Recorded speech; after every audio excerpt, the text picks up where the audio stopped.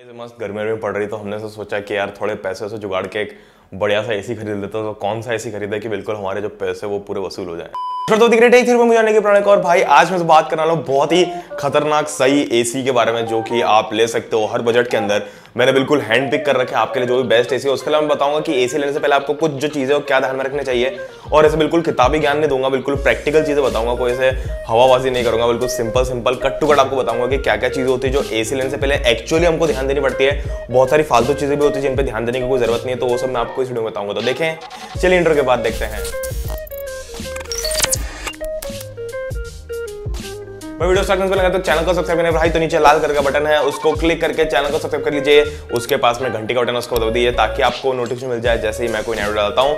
साथ में आपको ऐसे मस्त फील आएगी जब आप मुझे इंस्टाग्राम पे फॉलो करोगे, तो आपको ऐसे पॉजिटिव वाइब्स आएगी और तृप्त हो जाओगे आप। तो सबसे पहले तो जितने भी एसीज है जो मैंने हैंड पिक कर रखे हैं हर बजट के अंदर बिल्कुल प्रॉपर तरीके से कि यहाँ पर जो भी आपका बजट है उस हिसाब से कितने स्टार का कितने टन का जो भी एसी और क्या फैसिलिटी है, इन्वर्टर है नॉन इन्वर्टर है, वो सब आपको डिस्क्रिप्शन में बिल्कुल प्रॉपरली लिखे हुए दिख जाएंगे। आपको कुछ भी टेंशन लेने की जरूरत नहीं है। जो आपका बजट है, जो आपको एसी पसंद आ रहा है, उसके सामने लिंक दी हुई है, उस पर बस क्लिक करना है, परचेज करना और कोई ध्यान देने की जरूरत नहीं है। तो यहाँ पे सबसे पहली चीज बता दूं कि आप जब भी एसी ऑनलाइन ले रहे हो तो आपको एक चीज का ध्यान रखना होता है कि जिस सेलर से आप ले रहे हो वो एक वेरीफाइड और अच्छा सेलर हो, ब्रांड से फुलफिल्ड हो, या फ्लिपकार्ट एश्योर्ड या अमेजॉन फुलफिल्ड सेलर हो। ऐसा मन भलता कोई सेलर नहीं हो कि बिल्कुल कल को आया पप्पू एसी वाला, उसने आके आपको एसी बेच दिया, तो बिल्कुल ऐसा ना हो। उसके लिए आप मेरी लिंक यूज कर सकते हैं जो मैंने दी है, उसमें केवल जो अच्छे सेलर है उनको मैंने पिक किया हुआ है, तो वो एक बहुत सी चीज है। उसके बाद में मैं बात करता हूँ यहाँ पर जितने भी एसीज हैं आपने देखे हैं, तो आपको जो भी बजट पसंद आता है आप उस पर क्लिक करके खरीद सकते हैं, चाहे फ्लिपकार्ट या अमेजॉन हो। अब हम थोड़ी चीजें कर लेते हैं जिनके बारे में आपको ध्यान रखना चाहिए एसी खरीदने से पहले। सबसे पहली चीज तो कि ऑनलाइन ले या ऑफलाइन ले, भाई ये टोटली आप पे डिपेंड करता है।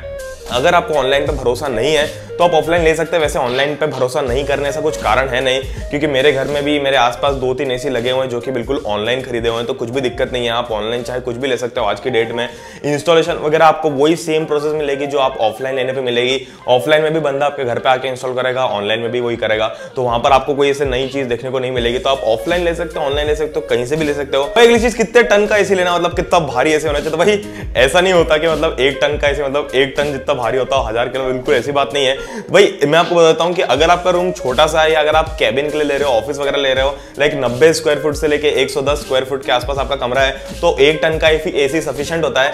उसमें आपको ये चीज ध्यान रखनी है कि आपका रूम जैसे अगर छत पे है या किसी अपार्टमेंट में कहीं जैसे विंडो फेसिंग है, तो अगर आपको ऐसे धूप दिन भर आते रहते तो आपको थोड़ा सा ज्यादा लेना पड़ सकता है, 1.5 टन लेना पड़ सकता है। बट अगर ऐसा नहीं आते नॉर्मली, अगर आप रहता है कि हाँ कुछ ज्यादा ऐसा गर्म वरम नहीं होता है कमरा, तो 1 टन का एसी भी सही रहेगा। उसके बाद में 110 से लेके 150 या 160 स्क्वायर फुट का अगर आपका कमरा है तो आप 1.5 टन का एसी ले सकते हो, जो कि सबसे ज्यादा पॉपुलर है। मतलब ज्यादातर लोग 1.5 टन का एसी लेना ही प्रेफर करते हैं 1 टन और 2 टन से ज्यादा, क्योंकि 1.5 टन कहीं ना कहीं से बीच में आया था तो ऐसे ज्यादा वॉल्यूम तक का कवर कर लेता है। फिर अगर आपका कमरा है 160 या 160 या 200 स्क्वायर फुट से भी बड़ा कमरा है, मतलब ऐसा बड़ा हॉल टाइप है, आपके घर के अंदर एक हॉल है, तो वहां पर आप डेफिनेटली 2 टन का एसी लेना, क्योंकि 1 टन के एसी में आपका बिल्कुल काम नहीं हो पाएगा। और अगर आपका उससे भी बड़ा है तो फिर आप ऐसे 2-3 एसी लगा सकते हो अलग अलग जगह पे, तो वो एक चीज रहेगी। उसके बाद में हमको ध्यान रखना है कि यार कॉपर कंडेंसर ले, एल्यूमिनियम कंडेंसर है, तो भाई मेरा ऐसा रिकमेंडेशन है कि हमेशा कॉपर कंडेंसर ही लेना। मतलब आप जैसे दुकान पे जाओगे तो आपको दुकान वाले अपना अपना ज्ञान बांटेंगे, तो बिल्कुल भी वो ज्ञान को ले लेना, पर ऐसा बिल्कुल ऐसा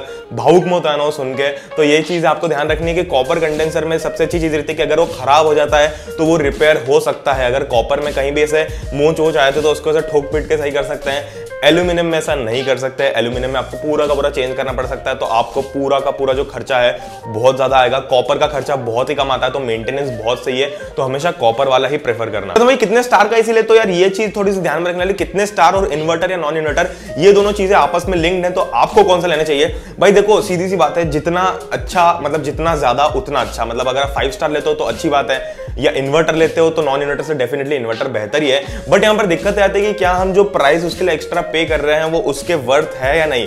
तो भाई देखो, इन्वर्टर नॉन इन्वर्टर का बेसिक फंडा क्या है, आपको फायदा क्या होगा कि आपका जो बिल है उसमें थोड़ा सा वो कट डाउन होगा, मतलब ज्यादा पावर नहीं खींचेगा। तो इन्वर्टर में क्या होता है कि जैसे कूल हुआ और फिर बिल्कुल डायरेक्ट कंप्रेसर जो बंद हो गया, फिर उसके बाद में थोड़ी देर बाद पूरी पावर लेके चालू होता है, तो वहां पर ज्यादा पावर कंज्यूम होती है।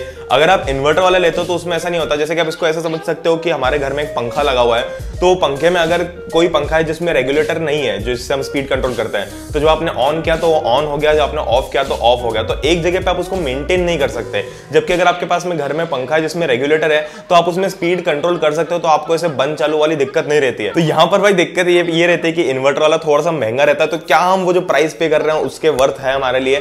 तो देखो भाई, अगर आप ऑफिस के लिए ले रहे हो या फिर ऐसी जगह के लिए ले रहे हो जहां पे आपकी शॉप है, तो आपको दिन भर एसी चलाना है, तो केवल ऐसी कंडीशन में ही आप 4 या 5 स्टार और इन्वर्टर एसी लीजिए।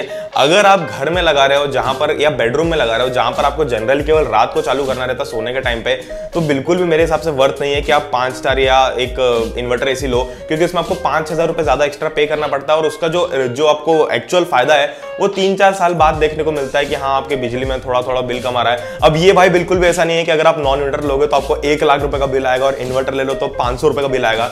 ये बहुत बड़ा मिथ है। मतलब जो ज्यादा सा डिफरेंस होगा वो 50-100 रुपए एक महीने का जो बिल है उसमें 50 रुपए का डिफरेंस आ जाएगा, 100 रुपए का डिफरेंस आ गया, इससे ज्यादा कुछ खास डिफरेंस आएगा नहीं। भाई बहुत सारे लोगों के ऐसे दिली तमन्ना होती है कि हम इस ब्रांड का ऐसी कर देंगे, उस ब्रांड का ऐसी खरीदेंगे। भाई सबसे पहली चीज यार, ब्रांड जो है ना वो आजकल कुछ खास मैटर करती नहीं है, क्योंकि हर ब्रांड में आपको बहुत सारी चीज देखने को मिलती है। अब पर मैं आपको रिकमेंड करता हूं कि आप थोड़े से पैसे मिला के अगर आप थोड़ी अच्छी वेल नोन ब्रांड लेते हो तो अच्छी बात है, तो आपका ऐसा मन संतुष्ट रहेगा।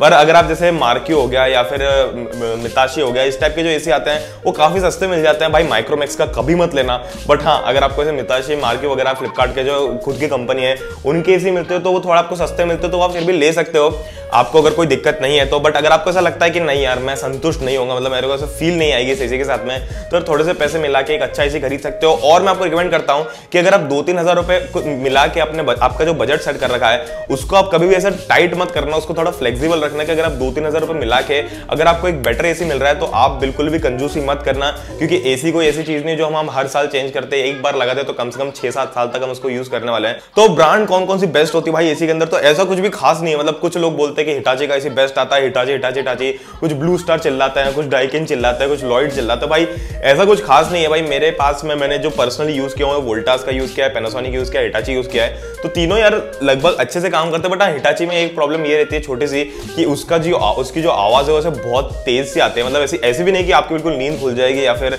आप अगर कुछ बोल रहे हो तो सामने वालों को सुनाई नहीं देगा, बिल्कुल ऐसा नहीं होता।